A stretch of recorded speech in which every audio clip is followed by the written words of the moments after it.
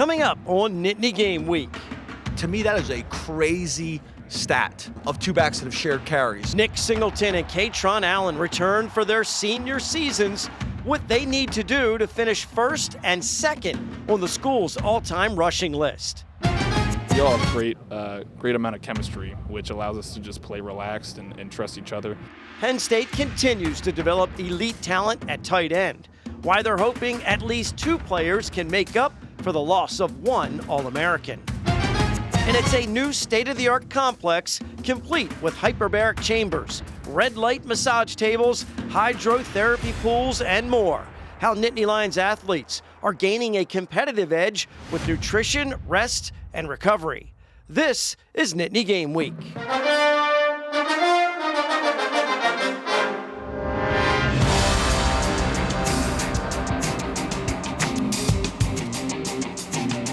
Hello, everyone, and welcome to Nittany Game Week. I'm Todd Sadowski alongside former Nittany Lions coaches Jay Paterno and Tom Bradley. Ready or not, here it comes. 25 season about to begin. Fans always pumped up for the opener. There's an entire roster of players and coaches in Happy Valley that cannot wait for kickoff. And you mean entire roster because you got a lot of young guys who look at the opening season schedule and say, I like my chances of getting in the games. But, you know, everybody's anxious to hit somebody new, see if all the hype is justified. That's the key thing right there. They want to hit somebody new. They're tired of hitting each other and the guy opposite them. The opening games are great.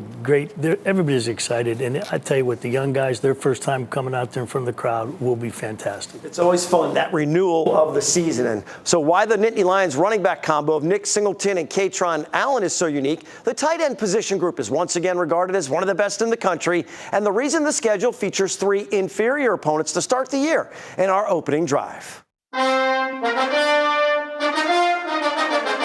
But we have seen incredible running back tandems in the blue and white. Katron Allen and Nick Singleton will go down in the record books as the most productive. Now seniors both are slightly more than 1,000 yards behind the program's all-time leading rusher, Evan Royster. Great tandem, there's no question about it. They've stuck around for all these years because they have a mission that they're on.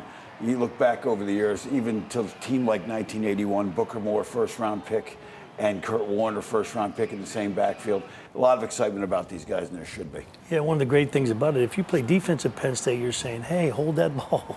Make our stats look good, right? Yeah, and I think these guys are going to get a lot of carries and eat up a lot of time early in the year for sure. Allen 11th all-time on the rushing list with 2,877. Singleton 10th with 2,912. It's possible for this duo to finish 1 and 2, sharing the workload the entire time. To me, that is a crazy stat of two backs that have shared carries. They're going to play behind one of the best offensive lines in college football this year. They both will get the ball in more ways than just being handed off because they can be playmakers in the passing game for us. It's been a match made in football heaven, especially when you consider how splitting carries keeps both guys fresh for what could be another long season. And both those running backs are quick to give credit to the offensive line for their success. And as you know, the tight ends are part of that with the blocking element, Tom. That's really important. Very, very important. One of the things, if you have a tight end that can also block, it creates havoc on that defensive side of the ball. Especially if you can get people to the outside. That edge block, big plays happen when you get outside on people and can outrun them. And those tight ends are vital for that. And a lot of those multiple tight end packages will be important to do that. It's always difficult to replace an All-American. Tyler Warren's versatility borders on one of a kind. That's why it's going to take a couple of guys to fill the void. Shouldn't be a problem with this room that includes senior Khalil Dinkins, number 16, Jay. No question. And again, you mentioned a couple guys filling his shoes. It feels like he was a couple of guys. So there'll be a lot of pressure on these guys because with the new wideouts, they're more of a known quantity in this offense than the wideouts are right now in the pass game. And sophomore Luke Reynolds is another guy they'll lean on. Second year for Andy Kotelnicki in his offense. So the comfort level much higher. The standard is set very high for tight ends in the blue and white. We all have a great amount of chemistry, which allows us to just play relaxed and trust each other. And, you know, speaking for myself and the guys in my class and the guys above, all that repetition and bank reps that we have with the offensive plays, I feel like I know it, inside out, like the back of my hand. Now, plenty of talent in the position group again. They're very serious about their blocking responsibilities along with catching passes in traffic. It's not an easy job. Very important one in the PSU offense. And you might need a roster handy for the next few weeks because the Lions are going to be playing a ton of guys against Nevada, Florida International, and Villanova. Now, the SEC has announced they're going to play 9 conference games just like the Big Ten does starting next year. So hopefully this non-conference scheduling is going to change. There's no getting around it, though, guys. The non-conference schedule is pillow soft and set up for a quick 3-0 start out of the blocks. There's a philosophy behind it. Nittany Lions banking on a long season, Tom, with playoff games on the back end. Everybody says that, but you better be careful. You never know what happens. You get a turnover here, you get behind, you find yourself behind. You can get yourself in a real tug of war that you're not ready for yet because you've been hearing, well, these would be easy games. There are no easy games, believe me. Well, college football as a whole is in a constant state of flux. Right now, the goal is to rack up as many W's as you can to lock up a postseason playoff berth. Win games. That's it. And right now, with where the system is, we have to look at everything. We look at all different metrics. I think if some of these questions get answered about the playoff, about selection, it will open up the world of scheduling a little bit more. If the playoff expands again and the Big Ten and SEC receive automatic qualifiers, we'll probably see better non-conference matchups early in the year. First non-con opponent is Nevada. Our coaches tell us how scouting another team is different in the transfer portal era. More Nittany Game Week is on the way. The opening drive is sponsored by R&R Express. Every shipment moved contributes to autism research and inclusion through the Excel Foundation. Learn more at wearerr.com. These are more than just trucks. Every shipment moved by the R&R Express family of companies contributes to the Excel Foundation for Autism Research and Inclusion, funding safe spaces like the sensory room at Penn State's Beaver Stadium and a special event sensory trailer, and giving thousands that were unheard a voice. Now is the time to amplify non-speaking voices and drive meaningful change. These trucks are powered by purpose. This journey started on these very grounds, in these stands, with this community. West Shore Home was proudly made right here in Pennsylvania. We took a passion, a drive, and built a company that believes in hard work and success, just like this football team. Remember going to your first game? The roar of the crowd? The feeling of being part of something bigger? That's a feeling you never forget. Bring that same feeling to your home with an extra $750 off in addition to our current offer by visiting westshorehome.com/PSU. Nittany Game Week is brought to you by West Shore Home, official partner of Penn State Football. Welcome back to Nittany Game Week. I'm not sure if the rumors are true, but I think Coach Bradley and Coach Paterno were looking in the transfer portal for a new host to work with this season, but alas, they are stuck with me. It brings up the point, guys, that the quick overhaul of rosters year to year by some programs can make scouting an opponent in this day and age a little different. There is no question because teams can transform themselves very, very quickly. So let's talk about Nevada as for the season opener. When you look at one of the things you do is you look for common opponents. So last year, Nevada played both SMU and Boise State and played them well, but still lost. Penn State obviously won all 3 of those opponents. Nevada lost 5 games by 1 score or less. They have some 6-year guys coming back. So, there's a little bit of a wild card there. Now, when you scout early season, especially opening season games, there's no data to work with in terms of what they do this year. The head coach is in his second year. The offense coordinator is in his first year. He was elevated. Defense coordinator, second year. You got to evaluate some systems, anticipate changes, but most importantly, you got to find tape of players that transferred in the transfer portal to try and evaluate personnel. So that creates a whole level of really organization. So let's talk about the quarterback in Nevada, Chubba Purdy. Great name, started at Florida State, played at Nebraska, started some games for the Seminoles and for Nebraska, so you find some Nebraska tape. Tom, here we learned he has speed and escapability, and as you know, this is a nightmare for a defense. Yeah, that's one of the things. When a guy can do this, and you got to say, hey, listen, lanes just aren't for cars, as I say all the time. You got to be disciplined on your rush. And that's against Wisconsin, which had a good defense. So he can run. He can not only just run, he can run and make some big plays. Now, can he throw the ball? He was a 4-star dual quarterback coming out before he went to Florida State. Here we show they send some vertical routes down, make a complex read. He makes this throw on time against, again, Wisconsin. This is not tape against people that can't play. We saw last week film of the Troy State wideout who's come to Penn State against Iowa. Here you see video against Wisconsin. Tom, what a good timing on this throw. Really good timing on this throw. And, one of the things, and that's against a pretty good secondary, too. No question. So let's talk about, for Nevada, they've got a new coordinator, Penn State, that they've got to look at. Now, he's got a track record at Ohio State, so they can look at that. But one of the things that they've talked about is the learning curve of Jim's defense. Jim Knowles' defense is complex. And you look at year 1 at Ohio State, they were good, not great. Year 2, they became really good. In year 3, they really became good. And you see that evolution because of the complex nature. Now, let's talk about when they played Penn State the last year. They've talked about how Jim coming in, they really studied how he looked at Penn State. And you look at the improvement from year 1 to 2 to 3. Now, let's talk about the basis of this thing. The basis of his defense, it's essentially a 3-safety defense, which means they can give you a lot of flexibility in looks and coverages and blitzes. But as Tom, as you know, it's not what the coaches know. It's what the players know. And talk about what this presents to an offense. Well, one of the things here, when you have that guy, which I call a half player, half a safety, half a linebacker, you can move him all over the place. What is he? What do you count him as? You've been the quarterback coach. Hey, in certain down and distances, he's one thing. On other down and distances, he's another thing. Yep, and they're always trying to create a situation where they're going to keep the big play.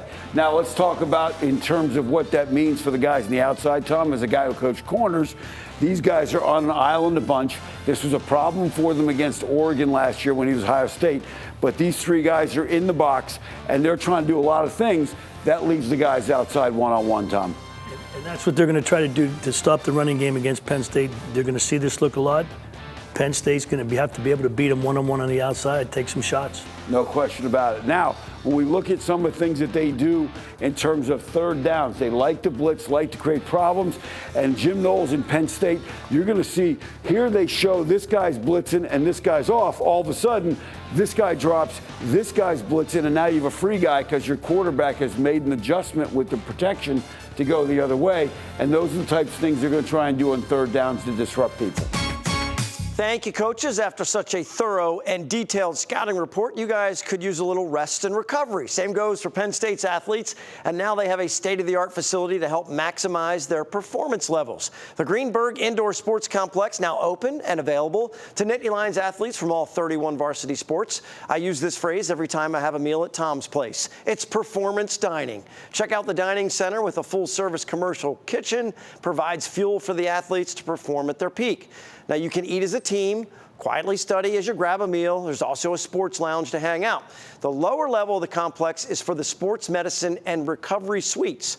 The list of equipment there is impressive. They got hydrotherapy pools, dry float beds, red light beds, massage chairs, hyperbaric chambers, zero gravity chairs, saunas. The complex is also home to the Morgan Academic Center, which opened in 2016. So it's all there to give the athletes the proper academic and athletic support along with a competitive advantage.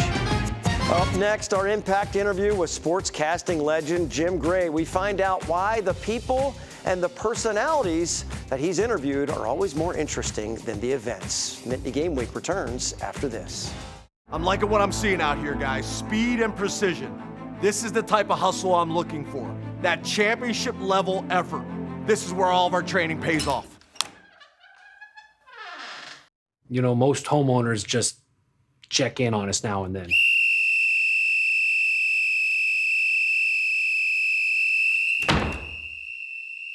Every West Shore home installer is a highly trained employee that can stand up to scrutiny from anyone. Let's go do this! For a fun night out, come to the mountains, the Pocono Mountains. Yeah, we rock the party non-stop like this. Yeah,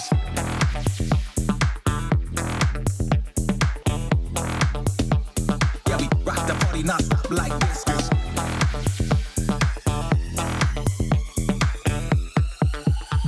Yeah, we rock the party non-stop like this. Pocono Mountains Nightlife. Find yours at PoconoMountains.com. Impact Interview is sponsored by the Pocono Mountains, where small-town charm meets big adventures. Book your trip today by visiting PoconoMountains.com. We're back on Nittany Game Week. For this week's Impact Interview, I had the opportunity for a one-on-one interview with sportscasting legend Jim Gray while I was in Las Vegas covering the Big Ten Football Media Days. Jim has won just about every national sportscasting award there is and interviewed just about every Hall of Fame caliber athlete in his career that now spans almost 5 decades. We start the interview talking about why the people and the personalities he meets are always more interesting than the events. It's always the relationship, because it was always the most important thing to me was to have the relationship. And if you had the relationship, then you'd be able to ascertain and get the information. And if you got the information, then you were serving the people you worked for and the public. So, no, it's always the people. And, you know, I've got to meet everybody, basically everybody that I've wanted to meet. So I'm not looking to trade with anybody. It's been a very fortunate existence. The people that you get to meet and that I've come across, like they're regular people that can do extraordinary athletic things. And so what do you find are the kind of common characteristics in those athletes across the sports that they're able to do to make them excel at the level that you've been able to cover them at? The greatest athletes are myopic, but being able to sustain it. Tom Brady always says anybody can be great for one night and anybody can have a great season, but what can you do over the course of time? And can you do it over and over and over again? And are you disciplined enough? And are you driven enough? And is once not enough, but twice? Is twice not enough, but 3, 4, 5, in his case, 7 times? You mentioned Tom, and I know you have a special relationship with him. The little nuggets that you've been able to pull from him also, like on field, off field, I know you mentioned just a couple of those, but when you get to know someone like you get to know him, or you get to listen in on when he's talking with someone else, what has really elevated him above all else? Well, he wasn't the greatest athlete, but he worked so hard to get the most out of himself. And by getting the most out of himself, he inspired others because they saw what his abilities were. And he didn't have, he wasn't fast, he couldn't jump, he couldn't do any of that stuff. He could throw a great football, but look at how he ended up taking a hit. Look at how he developed. I don't want to say the most important lesson. First of all, he's a much better human being than he ever was a quarterback. And that says an awful lot about him and his character. But I would say what he's taught me is just in terms of a professional outlook and a personal outlook. He'll say to me a couple times a season when we do our radio show, Let's Go, he'll say, if all you've ever do is all you've ever done, then all you'll ever get is all you've ever gotten. That's so simplistically genius, but it is genius, and he is. The athletes get to do what they do, but I think a lot of us in our business really respect the fact, that you've been able to cover so many things. What's been the key for you to be able to just have yourself part of these big moments? Because it's not easy to do, to be there for everything that you've seen. I don't really know how to answer that. I've had good bosses who like me, I guess is the best way to say it, because it's a very volatile industry. And so I've been fortunate, and I've been fortunate to work with, great broadcasters who've made me a heck of a lot better. When you show up with Marv Albert and Bob Costas and Mike Tirico and Dan Patrick and Jim Nance, Howard Cosell, whoever it may be, when you get to be around those folks and you get to learn and you get to talk and see how they go about it, you don't want to let them down. When you're traveling with John Madden and Bill Walton and you see the adulation and the love that they have from the people, you don't want to go out there and screw it up. You want to fit in. So they've lifted me. The producers and the directors have been great, and it's a team. Just like where you work, the camera's got to be in focus. The audio has to be on. The guy doing the graphics has to be sharp. He can't misspell names. Whoever the assignment editor was had to send you to the right place to get the right story.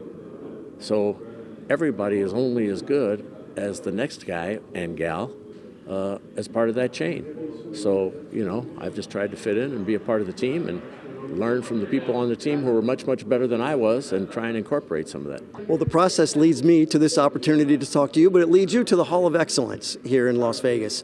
If you want to elaborate on what that's all about, and you're part of that and something new here in Vegas. Well, my whole life has been surrounded by excellence. It started with my first interview with Muhammad Ali, okay, and then a relationship with Al Davis, who's came up and coined the phrase commitment to excellence, and then he went ahead and won 3 Super Bowls. So I've seen all of this firsthand, from Michael Jordan to Kobe to Tom Brady to you name it, Michael Phelps, Floyd Mayweather, Mike Tyson. So we've been surrounded, I've been surrounded and seen all of this. And so, I was given a lot of items by a lot of these great folks, historic artifacts, and I just kept them. And my mom tolerated it, and my wife has tolerated it, and now all of it's out of the house. And I said to Tom one day when he broke his 4,983rd record that he holds in the National Football League, what do you do with all this stuff? Where are the balls? Where are the jerseys? Where are the shoes? He says, I've got them in a storage closet in a warehouse, and some of them are in my house. And he knew I had all of this other stuff from all of these other folks. And he said, I said, why? We should open a museum. And many years ago, when I was talking to Al Davis, who was a dear friend and a mentor, Al wanted to build a Raiders Hall of Fame and museum. And I said, you came up with commitment to excellence. It should be the Hall of Excellence. He said, Jimmy, that's a great idea. Unfortunately, in his lifetime, he never got around to it. Perhaps Mark, his son, who now owns the team, Mark Davis, great guy, dear friend, maybe he'll do it. But we have the Hall of Excellence, so Tom and I decided 8 years ago we were going to do this. We now have 320 of the greatest sports artifacts all in one collection at the Fontainebleau Hotel. We've got a terrific partner in the hotel. The resort is magnificent. If you can't find something in this Hall of Excellence, then you don't love sports, or you don't care about sports, or you don't like entertainment, because we really have something for everyone, and I've just given you the tip of the iceberg here. Jim has landed so many exclusive interviews and covered every major sporting event you can think of. Really appreciate his insight, and check out the Hall of Excellence anytime you're in Las Vegas. Make sure to go to nittany-game-week.com for the entire conversation with broadcasting legend Jim Gray, along with other web-exclusive content. Don't go anywhere. Still to come, Tom recognizes a special group with his scrap metal unsung heroes that are the backbone of the program. We're heading into the final minutes on Nittany Game Week. Nittany Game Week is brought to you by West Shore Home, official partner of Penn State Football. No, See you guys later. He's gonna see us later. Come on, friends I haven't met yet. Noah, be careful. You know Noah? I'll have the tomahawk. And so will he. This next one goes out to Ken and Janice. Did he just call you Janice? Kick out hard away. These are more than just trucks. Every shipment moved by the R&R Express family of companies contributes to the Excel Foundation for Autism Research and Inclusion, funding safe spaces like the sensory room at Penn State's Beaver Stadium and a special event sensory trailer, and giving thousands that were unheard a voice. Now is the time to amplify non-speaking voices and drive meaningful change. These trucks are powered by purpose. Scrap Metal is sponsored by Burke & Bradley Orthopedics. Located in Pittsburgh, Burke & Bradley Orthopedics is a comprehensive sports medicine practice, providing patients with the most current and innovative approaches in diagnosis and treatment. All right, Tom.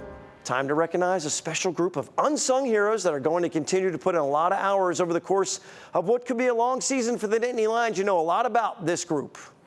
I sure do. A lot of ours. That's an understatement. It's important in so many areas: schematics, recruiting, player relations, getting to know the families. They are developing their guys in the position groups and putting out a lot of fires in the process. Important to recognize the assistants now before the season begins, because they are going to be a big part of whatever success a team has on and off the field.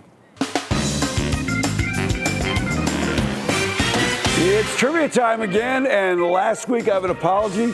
The correct answer was 1, Delaware being that team, so anybody who got Delaware got full credit for the answer, and we did have a nice winner from Mays Landing, New Jersey, Carol Dupras. Now, let's turn to this week's question. Penn State's 2 most common season opening opponents are Lebanon Valley College 12 times and Navy 8 times. Which 2 Pennsylvania schools are tied for 3rd all-time with 7 season opening games against Penn State? And Penn State football returns this weekend at West Shore Home Field at Beaver Stadium for game number 1. We're bringing PSU fans and alumni together with our Nittany Connect network at nittany-game-week.com. We're partnering with businesses that support the show and letting our viewers know about their great products and professional services. Make sure to check out nittany-game-week.com for all of our web exclusive content, airtimes for all of our network of stations, previous episodes and interviews. The Nittany Game Week podcast all can be found at one convenient location, nittany-game-week.com. And while you are visiting the website, make sure to submit your tailgating and your game picks from the game. We always finish with some pride picks, so make sure to show us your spirit. For Jay and Tom, I'm Todd. Thanks so much for watching Nittany Game Week. We'll see you next time.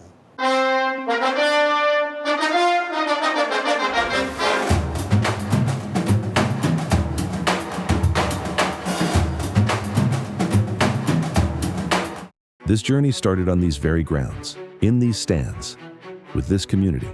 West Shore Home was proudly made right here in Pennsylvania. We took a passion, a drive, and built a company that believes in hard work and success, just like this football team. Remember going to your first game? The roar of the crowd? The feeling of being part of something bigger? That's a feeling you never forget. Bring that same feeling to your home with an extra $750 off in addition to our current offer by visiting westshorehome.com/PSU.